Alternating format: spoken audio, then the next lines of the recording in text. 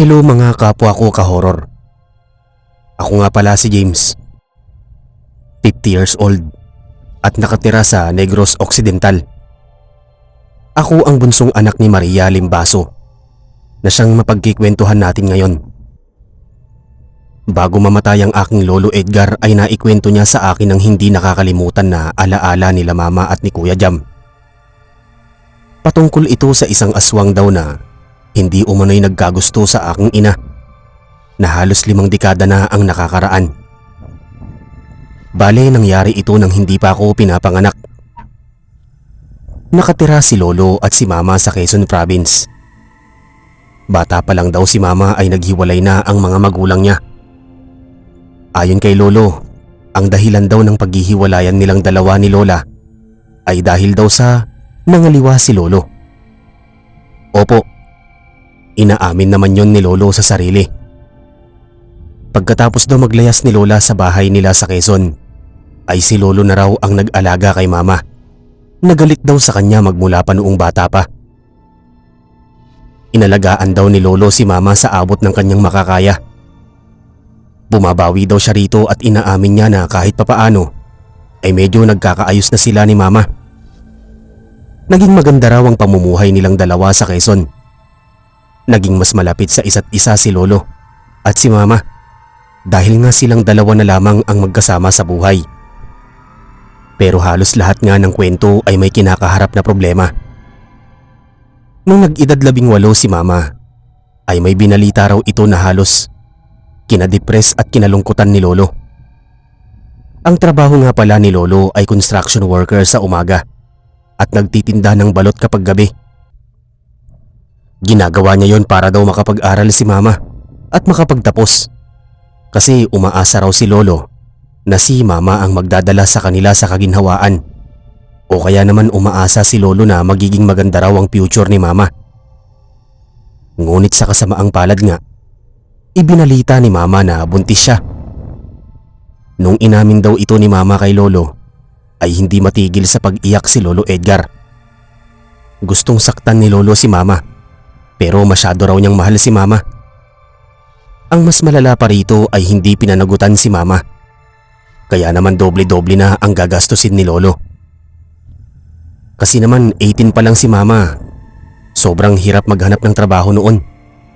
Samantalang si lolo naman ay sapat lang ang kinikita sa kanilang dalawa at minsan ay lugi pa sa tinitindang balot. Sa huli ay walang nagawa si lolo kundi tanggapin na lamang yon. Pero hindi pa doon natatapos ang kalbaryo ni lolo. Dahil kinagabihan daw, pagkatapos umamin ni mama na buntis siya, ay naglayas daw si mama. Base daw sa sulat na iniwan nito ay pumunta raw si mama kay lola na nakatira nung oras na yon sa Negros Occidental. Walang nagawa ang lolo nun.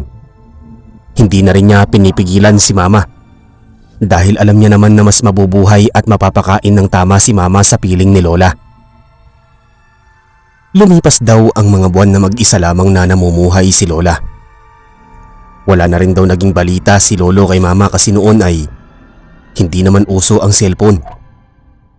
Puro liham lang na dinadala ng mga mailman at halos inaabot pa ng ilang linggo, buwan o taon bago maipadala ang liham. Isang gabi kakatapos lang maglibot ni lolo sa pagtitinda ng balot nang makakita daw siya ng tao sa may bahay niya. Nagtaka si lolo at agad na naalerto sa pag-aakalang magnanakaw, pero sa nakita niya raw na isa itong mailman. Umusbong ang tuwa ni lolo kaya naman pagkaalis ng mailman ay kinuha niya raw ang liham na ipinasok ng mailman sa maliit na siwang ng pinto. Tuwang-tuwa pa si lolo nang mabasa ang pangalan ni mama, pero nawala na raw ang ngiti ni lolo dahil sa nabasa. Ayon daw sa liham, namatay na raw si lola sa sakit na kanser. 2 buwan na ang nakakaraan. Si mama na lang daw ang mag-isang namumuhay sa Negros at sobrang hirap daw na magtrabaho. Inaanyayahan niya si lolo na pumunta raw ng Negros kahit saglit para man lang may magbantay kay mama dahil kabuwanan na raw nito, at may umaaligid daw kay mama na aswang nung oras na namatay daw ang lola ko. Pagkabasa ni Lolo, kahit mabigat ang dibdib niya sa nalaman na patay na si Lola, ay nag-impake pa rin daw siya upang puntahan si Mama. Pagdating nga ng umaga ay agad daw nagbiyahe si Lolo papunta sa Negros Occidental. May nakalagay din kasing address sa liham, kaya mabilis lamang yun natuntun ni Lolo. Hindi nga rin daw naging hassle kay Lolo na hanapin ang bahay ni Mama, dahil doon daw mismo sa bahay na yun nakilala ni Lolo si Lola. Nang makita raw ni Lolo si Mama, ay agad niya raw itong niyakap. Tuwang-tuwa naman daw ang mama ko nun. Doon na raw sinabi ni Mama kay Lolo na may umaaligid daw na aswang kay Mama. Natatakot daw si Mama dahil halos gabi-gabi ay hindi na siya nakakatulog. Naririnig daw kasi ni Mama ang mga yabag ng paa ng aswang at ang pagsilip at pagkatok ng aswang sa bintana at pinto. Agad naman yung naintindihan ni Lolo. At magmula nga nung araw na yon ay naging instant bodyguard na raw si Lolo. Hindi nyo man na itatanong pero si Lolo pala ay dating manunugis ng aswang. May mga kaalaman daw si Lolo sa mga aswang. At base sa tunog at galaw ng aswang, ay isa raw na tiktik ang aswang na nagnanais patayin si Mama. Pati na rin ang nasa sinapupunan nito.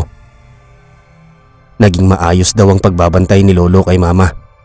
Pero umabot na nga sa punto na manganganak na si Mama.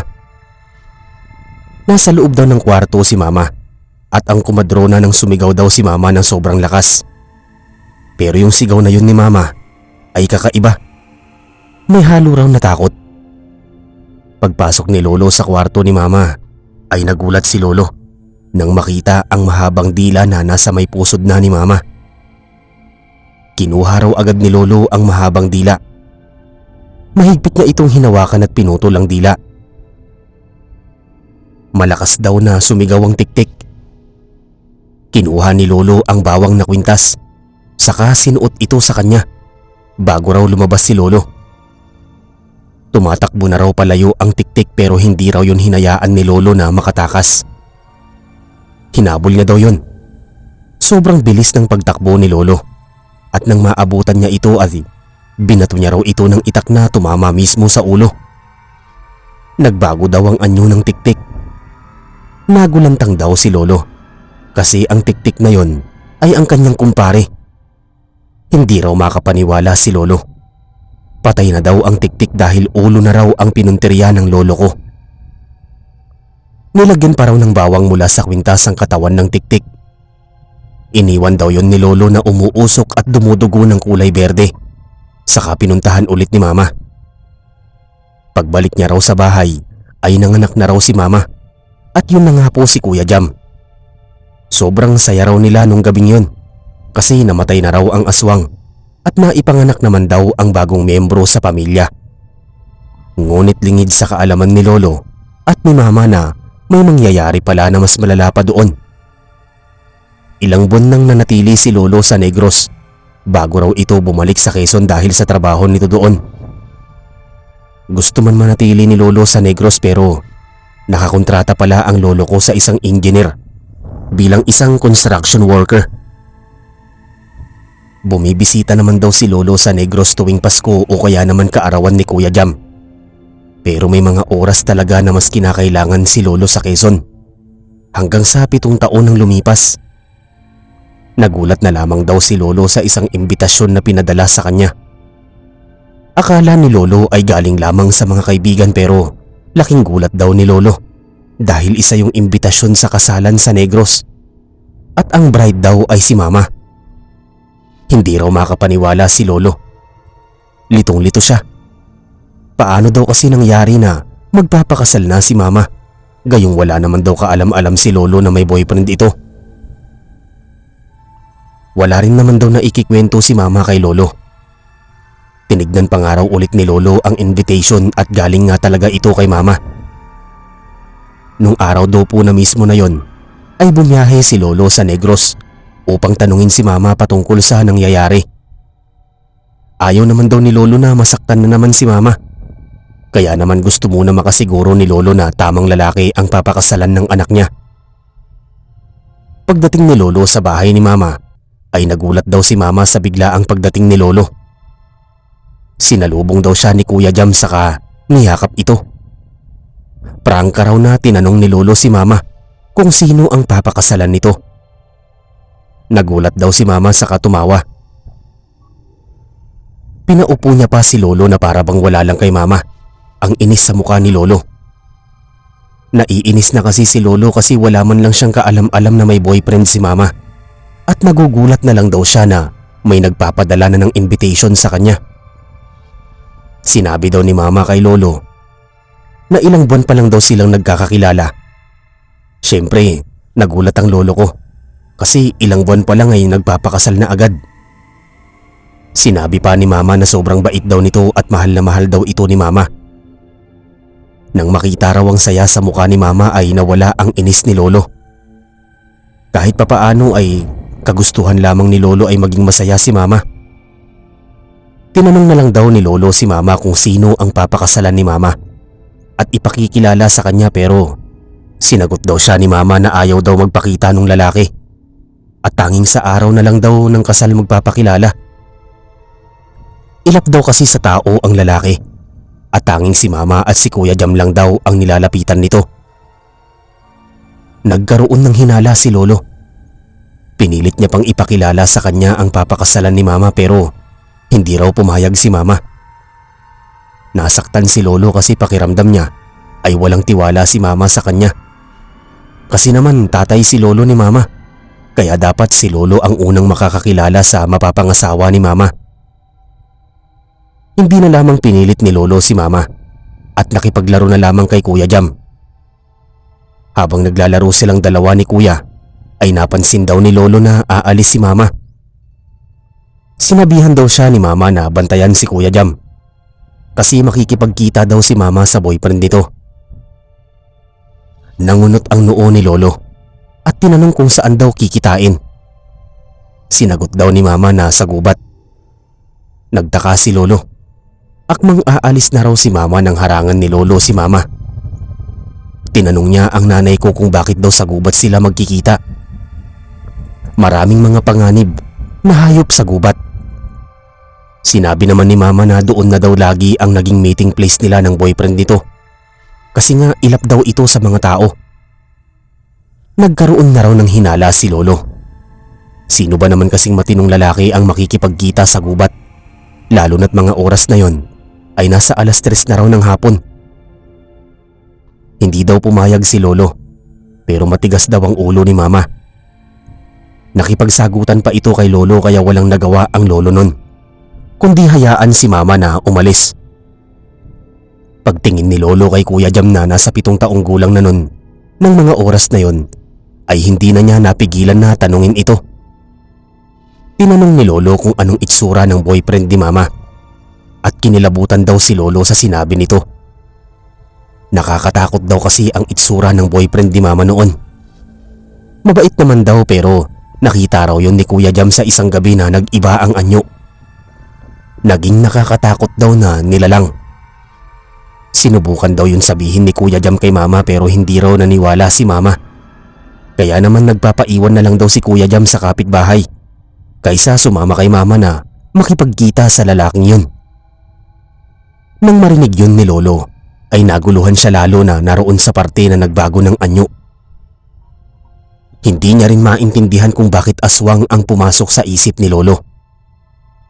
Alam naman ni Lolo na hindi magkakaroon ng boyfriend si Mama na isang aswang kasi aswang ang naging dahilan kung bakit muntikan nang mamatay si Mama at si Kuya Jam.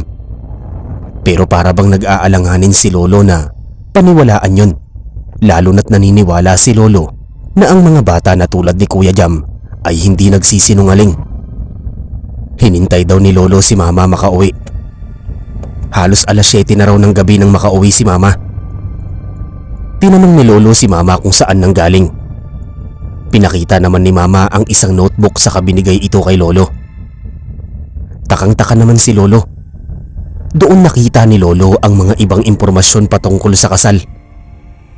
Tanging si Lolo pa lamang pala ang nabibigyan ng invitation dahil na rin daw sa request ng boyfriend ni Mama. Sakto naman daw na umuwi si Lolo at tulungan na raw si Mama ng mag-asikaso ng kasal. Nang tanungin ni Lolo kung tutulong ba ang boyfriend ni Mama ay natigilan daw si Mama. Umiling daw si Mama ng malungkot at sinabi pa nito na halos lagi raw siyang tanungin ng boyfriend ni Mama patungkol kay Lolo. Pakiramdam daw ni Lolo ay kilala siya ng papakasalan ni Mama. Pero wala naman daw kaide-ideya si Lolo kung sino ito. Binasa pa raw ni Lolo ang nilalaman ng notebook at halos matawa daw si Lolo dahil sa gubat gaganapin ang kasal. Pagtingin niya kay Mama ay seryoso daw itong nakatingin sa kanya. Napasimangot si Lolo. Tinanong niya si Mama kung bakit hindi sa simbahan pero sinabi ni Mama na ayaw daw ng boyfriend nito sa simbahan at gusto raw ay unique place kaya sa gubat na lamang. Bukod pa rito ay hindi daw pari ang magkakasal sa kanila, kundi ang tatay ng groom. Hindi na nga nakatiis si Lolo na panlisikan ng mata si Mama. Galit na raw si Lolo dahil sa mga nababasa niya. Nagpumilit na raw si Lolo na kilalanin ang magiging asawa ni Mama. Sinabi pa ni Lolo na kapag daw hindi yun ipakilala ni Mama, ay hahanapin ito ni Lolo. Natakot naman si Mama. Saka sinagot na sa susunod na linggo ay ipapakilala daw ang lalaki. Aminado naman si Lolo na kaunti lamang ang pasensya niya. Pero pumayag na lamang siya sa kagustuhan ni Mama. Mabilis daw na lumipas ang isang linggo. Naghahanap na si Lolo para sa pagkikita nilang dalawa ng boyfriend ni Mama. Si Mama naman ay nauna nang umalis upang puntahan ang boyfriend nito. Binigay na lamang kay Lolo ang address ng gubat. Opo, sa gubat daw magkikita. Napatingin si Lolo kay Kuya Jam nang pumasok daw ito sa kanyang kwarto. Umiiyak daw si Kuya. Sinabi ni Kuya Jam na nakita niya raw ang boyfriend ni Mama sa bintana nila kagabi. Mapula daw ang mata nito. Maitim at matutulis ang ngipin. Pakiramdam daw ni Kuya Jam ay kakainin siya ng boyfriend ni Mama. Kitang-kita ni Lolo ang nginig ni Kuya, kaya niyakap niya ito. Napansin ni Lolo ang isang silver na kutsilyo na nakapatong sa maliit na lamesa. Tumayo siya sa kanilagay ito sa maliit na bag ni Lolo bago niya raw pakalmahin si Kuya. Nang kumalma raw si Kuya ay hindi raw mawala-wala sa isipan ni Lolo ang sinabi ni Kuya. Hindi niya gustong isipin na aswang ang kikitain niya pero yun ang sinasabi ng isip niya. Iniling niya na lamang ang kanyang ulo sa kasumakay na ng padyak papunta sa gubat. Pagdating sa gubat ay nagsitaasa ng mga balahibo ni Lolo. Pakiramdam niya raw ay may nakatingin sa kanya. Nilibot niya ang kanyang paningin at napansin daw ni Lolo ang mga pulang mata na nakatingin sa kanya. Marami kasing puno sa gubat kaya natatakpan ng araw na nagiging dahilan para dumilim. Nilabas ni Lolo ang kanyang silver na kutsilyo. Naging alerto si Lolo sa paligid. Alam daw ni Lolo noon na may ibang nilalang sa gubat bukod sa kanya. Nagulat na lamang si Lolo nang may kumalabit sa kanya. Paglingon niya ay nakita niya si Mama, pati na rin ang isang lalaki. Maputi raw ang lalaki. Gwapo at chinito. Pamilyar daw ang mukha kay Lolo. Bumaba raw ang tingin ng lalaki sa kutsilyo ni Lolo. Napansin niya ang panlilisik ng mata ng lalaki roon, kaya tinago ni Lolo ang kutsilyo. Nagpakilala ang lalaki bilang Roy. Nagkamayan daw silang dalawa, pero bigla raw bumitaw si Roy. Nagtataka naman siyang tinanong ni Lolo kung anong nangyari pero hindi raw ito sumagot. Wala man lang daw kaalam-alam si Mama na may tensyon nang nagaganap sa pagitan ni Lolo at Roy. Ilang saglit pa ay nagpaalam si Mama na iihi lamang sa tabi. Naiwan daw si Lolo at si Roy. Umigting ang panga ni Lolo dahil nagkakaroon na siya ng hinala. Naghintay pa siya ng ilang minuto at hindi na nga niya nakatiis. Mabilis nang dinambahan si Roy na agad bumagsak sa lupa. Gamit ang silver na kutsilyo ay itinutok niya ito sa lalaki. Kitang-kita ang takot sa mukha ni Roy. Sa mata ng binata ay nakita ni Lolo na Nakatiwarik siya. Napangisi si Lolo. Aswang kasi si Roy. Kung sino ka man na Poncio Pilato na aswang ka, layuan mo ang anak ko. Alam kong aswang ka, Roy. Isa akong manunugis. Kayang-kaya kitang patayin. Sa halip daw na matakot si Roy, ay nagulat daw si Lolo dahil umiyak ito. Hindi ko naman sasaktan ang anak mo. Isa akong mabait na aswang. Kayang-kaya kong alagaan ang anak mo. Hindi ko siya sasaktan dahil mahal ko siya. Pakiusap, hayaan mo akong mahalin siya. Nilayo ni Lolo ang kutsilyo, saka umayos ng tayo. Umiwas siya ng tingin. Ayaw payagan ni Lolo si Mama na magpakasal sa isang aswang pero nakikita niya ang kasiyahan ni Mama. Ayaw niyang siya ang magiging dahilan ng pagiging malungkot nito. Bago pa man makasagot si Lolo, ay dumating na si Mama. Nakita ni Lolo kung paano naging sweet si Roy kay Mama. Ilang saglit pa ay ngumiti si Mama saka sinabi sa kanila na may blessing na sila para sa kasal. Pagkasabi nun ni Lolo ay napansin daw niya ang pagngisi ni Roy. Pero binaliwala niya na lamang ito sa pag-aakalang masaya lamang ito. Pagkatapos ng pagkikitang yon, ay napansin ni Lolo na madalas na raw pumupunta ng bahay si Roy.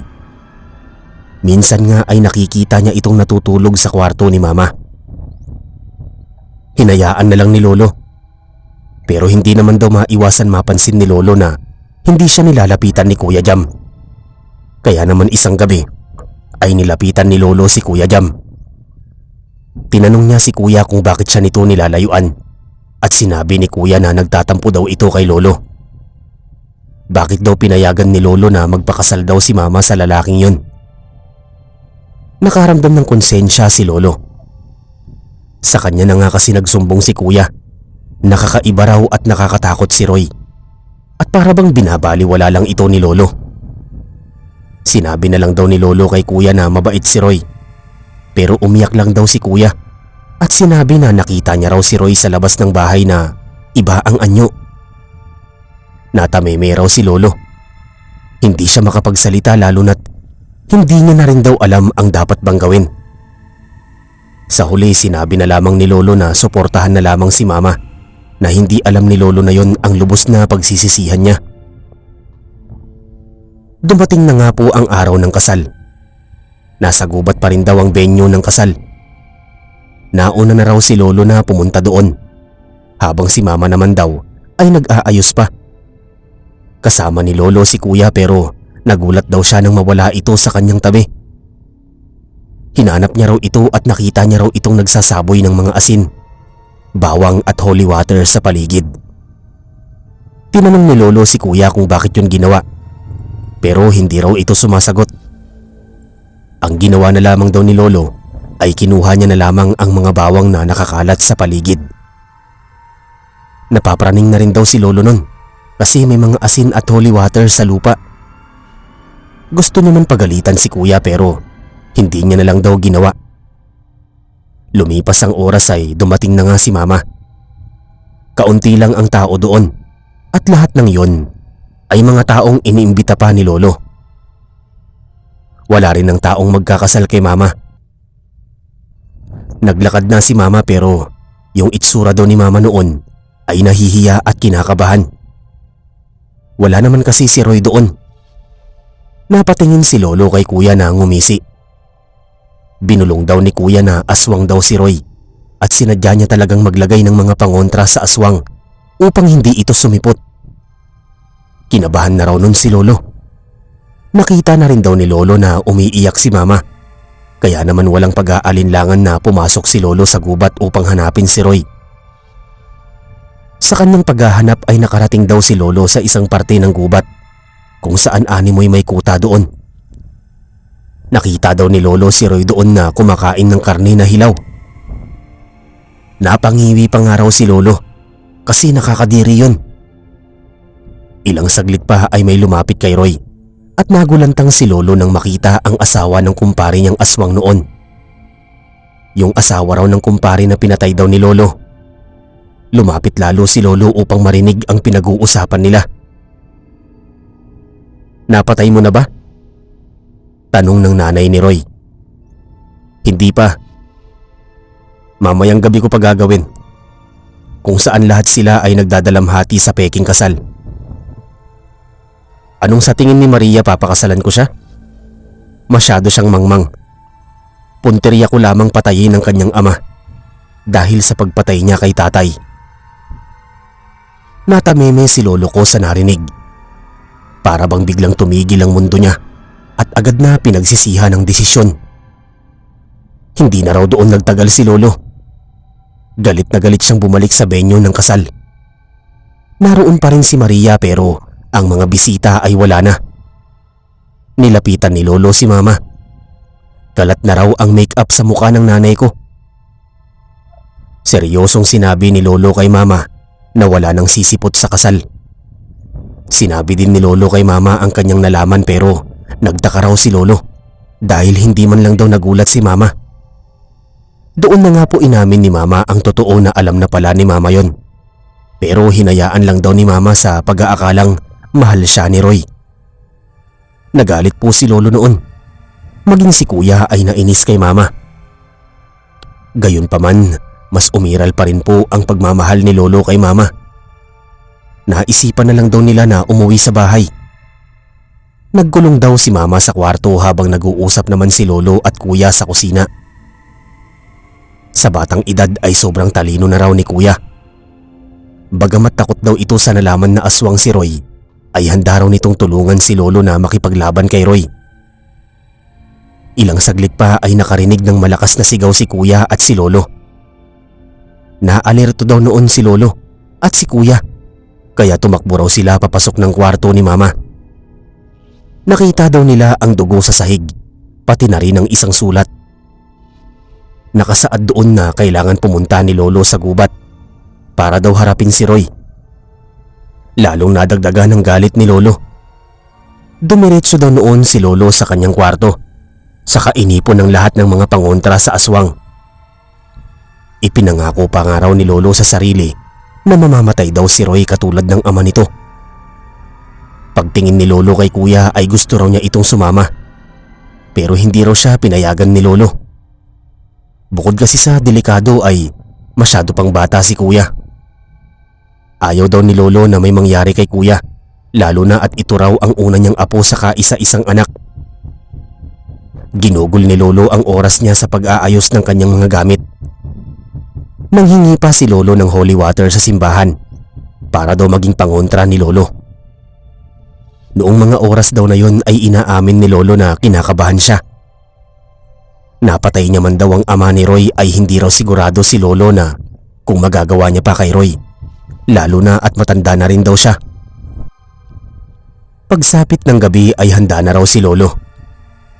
Nais pa nga sana sumama nun ni Kuya pero hindi pumayag si Lolo. Nagtungo si Lolo sa gubat. Nakakarinig siya ng mga huni ng ibon na lalong nagpataas ng kanyang balahibo. Bukod pa rito ay napapansin ni Lolo na may mga nakatingin sa kanya at hindi nga siya nagkamali dahil ilang saglit daw ay may dumamba sa kanya na mga tiktik. Opo, mga grupo daw ng tiktik na aswang ang mga sumalakay kay Lolo. Napansin ni Lolo na halos lahat sila ay may personal na galit sa kanya, base daw sa liksi at bilis ng mga ito. Hanggat kaya daw ni Lolo ay nakipaglaban siya. Yung mahaba niyang buntot pagi ay hinahampas niya sa mga tiktik na nagbabalak siyang hawakan. Hindi raw masyadong nagbibigay ng lakas si Lolo dahil inihahanda niya raw yun para kay Roy. Nang mapansin na nanghihina na ang mga aswang, ay sinabuyan daw yun ni Lolo ng holy water. Umusok daw ito pero hindi naman daw naglaho dahil daw kapag naaarawan na raw ang mga ito ay saka raw ito masusunog. Naglakad pa papasok ng gubat si Lolo habang hawak ang buntot pagi. Sa gitna ng kanyang paglalakad ay nakarinig si Lolo ng boses. Boses daw yun ni Mama. Agad daw yun sinundan ni Lolo at halos magulantang si Lolo sa nakita. Kitang-kita niya raw si Mama na nakatali sa may puno at pinalilibutan ng mga aswang. Ang mga matutulis nitong kuko ay nakatutok kay mama na animoy baril. Ilang saglit pa ay bumungad na sa kanya si Roy. Mapayat ito pero mas matangkad pa kay lolo. Sobrang itim ng balat at buhaghag ang buhok. Kulubot din ang mukha nito at sobrang pangit daw. Ang tenga naman daw ay mahahaba pero mas mahaba raw ang dila nito na nakalabas, kaya naman kitang-kita ni lolo ang matutulis nitong ngipin na kasing tulis ng mga kuko nito sa daliri. Ngumisi raw si Roy. Humigpit ang hawak ni lolo sa buntot pagi, habang sa isang kamay naman ay ang silver na patalim. Sinabi sa kanya ni Roy na yun daw ay paghihiganti sa pagpatay sa kanyang ama. Sinabi naman ni lolo na dapat lamang yun dahil isang demonyo ang tatay niya. Dahil doon ay mas lalong nagalit si Roy at sa isang iglap ay dinambahan ng aswang si lolo. Gamit daw ang buntot pagi ay pinaghahampas niya raw ito. Walang pinalagpas si lolo. Nanlaki ang mata ni lolo nang makita raw si kuya na inaalis ang tali ni mama. Wala na kasing nakabantay kay mama, kaya naman lalong naging balisa si lolo. Malakas na napasigaw ang lolo ko nang maramdaman ng patalim sa kanyang likod. Agad niyang hinampas ito ng buntot pagi, saka muling hinampas ang malalim na sugat ng buntot pagi na naging dahilan ng pagkatumba nito. Yung iba naman ay tinapunan ni lolo ng asin, saka hinampas din ng buntot pagi sa ulo. Yung dugo raw ng mga aswang na yun ay kulay berde na tumatalsik pa sa damit at mukha ni lolo. Hinihingal si lolo nang matapos ang laban niya sa mga aswang, pero buhay pa raw si Roy. Bagamat may mga aswang na raw na wala ng buhay ay nakatayo sa kanyang harapan si Roy. Dahil nga raw sa malalim na sugat ni lolo sa likuran ay nawawalan na siya ng lakas. Inangat daw ni Roy ang kamay, saka hinampas ito kay lolo. Ginawang panangga ni lolo ang kanyang kaliwang kamay na naging dahilan ng pagkaputol nito. Halos mapasigaw daw sa sakit si lolo, pero hindi raw siya sumuko. Kahit puno na ng dugo ang sahig dahil sa kanyang duguan na putol na kamay, ay pinilit niya pa rin ang sarili na labanan si Roy. Binato niya raw ang silver na kutsilyo rito at tumama sa dibdib ni Roy. Saka buong lakas na pinaghahampas niya ng buntot pagi si Roy, bago raw ito bumagsak sa lapag. Hinihingal na nilapitan ito ni lolo at muling sinaksak ng silver na kutsilyo sa ulo, bago daw matumba si lolo sa kanyang tabi at tuluyang mawalan ng malay. Nagising daw si lolo na nasa isa ng paghamutan. Wala pa naman ospital na building dati, kaya raw nasa bahay daw sila ng manggagamot sa kanila. Nasa paligid niya raw si kuya. Tinanong ni lolo kung anong nangyari at sinabi nga ni kuya na halos 5 buwan na raw tulog si lolo.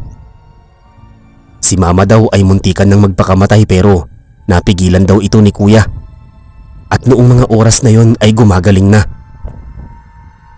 Hindi makapaniwala si lolo sa nalaman.